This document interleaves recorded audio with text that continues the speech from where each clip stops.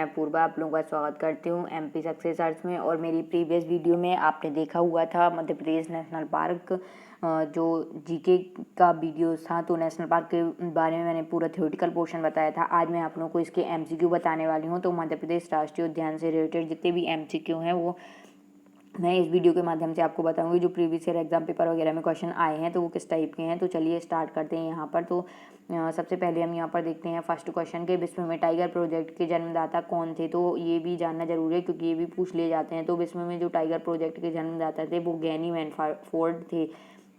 ठीक है, तो गैनी मैनफोर्ड आपको याद रखना है कि विश्व में थे टाइगर प्रोजेक्ट के जन्मदाता।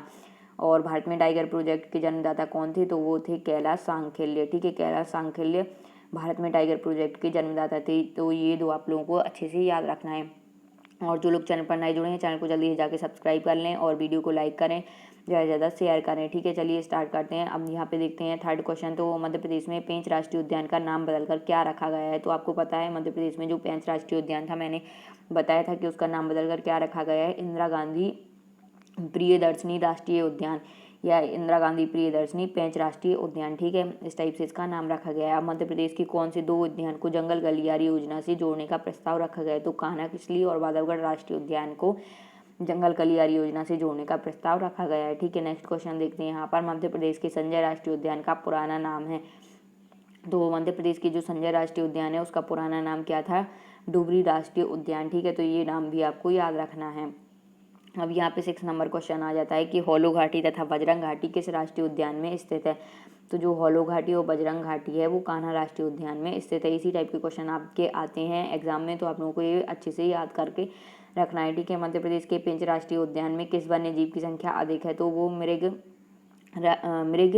की संख्या सबसे ज़्यादा है कहाँ पर, पेंच राष्ट्रीय उद्यान में। ठीक है, अब यहाँ पे और आगे देखते हैं। तो जॉर्ज कैसल भवन किस राष्ट्रीय उद्यान की एक पहाड़ी पर बनाए गए। तो ये माधव राष्ट्रीय उद्यान की एक पहाड़ी पर बनाया गया है जॉर्ज कैसल भवन। ठीक है, तो ये नाम आपको याद रखना है, बहुत ज़्यादा इंपॉर्टेंट है।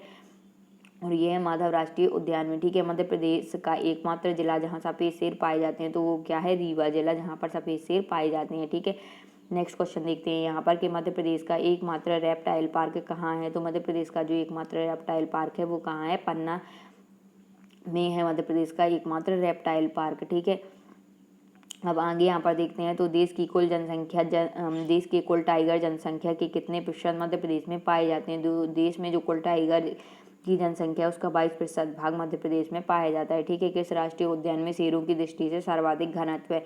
तो ये भी इम्पोर्टेंट फैक्ट आपको याद रखना है कि सबसे ज़्यादा जो शेरों की दृष्टि से सर्वाधिक घनत्व कहाँ है, बांधवगढ़ राष्ट्रीय उद्यान में। ठीक है, यहाँ पे मतलब कि अगर देखें घनत्व मतलब कि कितने एरिया में एक शेर निवास कर सकता है, तो यहाँ पे उस हिसाब से ये जो इनका घनत्व है वो बताया गया है। तो कहाँ पे पाया गया है सबसे ज़्यादा, बांधवगढ़ राष्ट्रीय उद्यान में। ठीक है, अब दुर्लभ प्रजाति ब्रेडरी का बारहसिंगा किस राष्ट्रीय उद्यान में पाया जाता है। तो जो दुर्लभ प्रजाति का ब्रेडरी का बारहसिंगा है वो कान्हा किसली राष्ट्रीय उद्यान में पाया जाता है। ठीक है, ये भी फैक्ट आपको याद रखना है। ये सारे क्वेश्चन इंपॉर्टेंट है और प्रीवियस ईयर एग्जाम पेपर वगैरह में आ चुके हैं, मैंने वहीं से लिए हुए हैं। ठीक है, प्रदेश का एकमात्र सर्प उद्यान कहाँ है। तो एकमात्र सर्प उद्यान जो प्रदेश का है वो भोपाल में है, यानी कि वन विहार राष्ट्रीय उद्यान में है प्रदेश का एकमात्र सर्प उद्यान। ठीक है, यहाँ पर तो ये हो जाएगा भोपाल में। ठीक, तो ये आपको याद रखना है।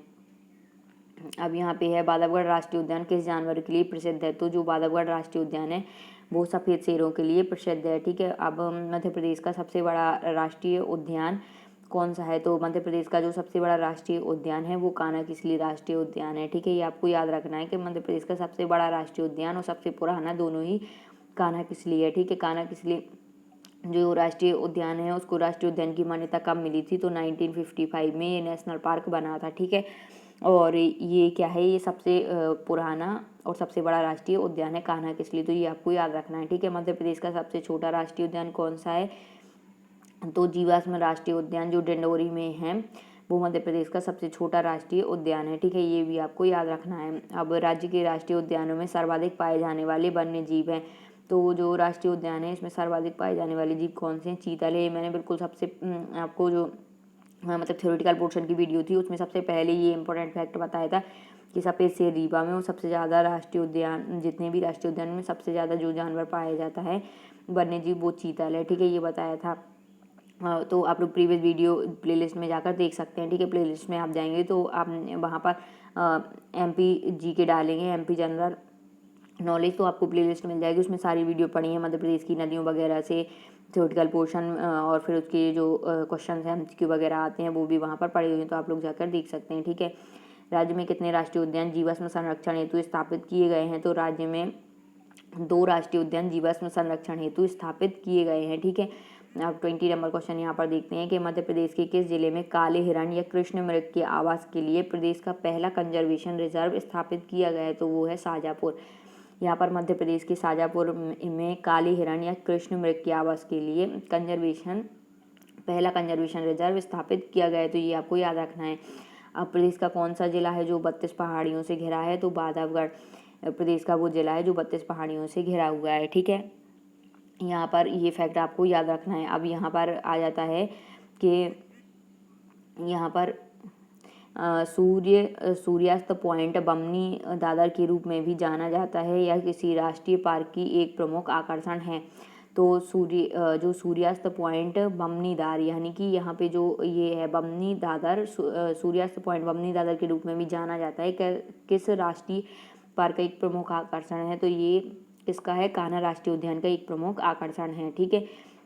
ये आपको याद रखना है। अब यहाँ पर है मध्य प्रदेश में जो प्रोजेक्ट टाइगर रिजर्व घोषित परियोजनाओं की कुल संख्या कितनी है? तो ये 7 है कुल संख्या, ठीक है।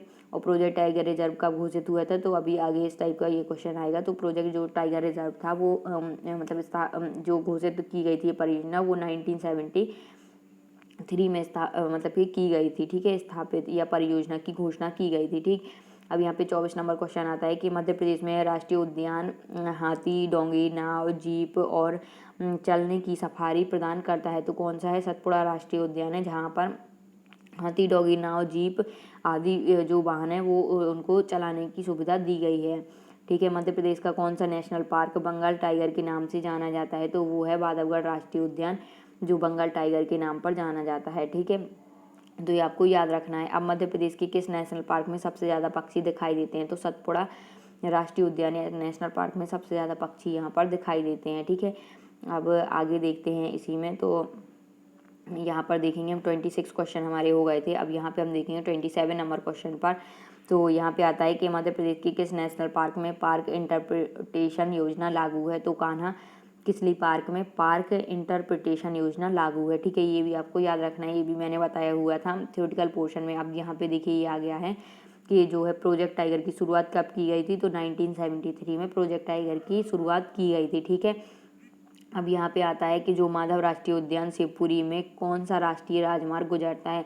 तो जो माधव राष्ट्रीय उद्यान है उससे NH3 राष्ट्रीय राजमार्ग गुजरता है। कौन सा गुजरता है? तो NH3 राष्ट्रीय राजमार्ग माधव राष्ट्रीय उद्यान शिवपुरी से गुजरता है, ठीक है।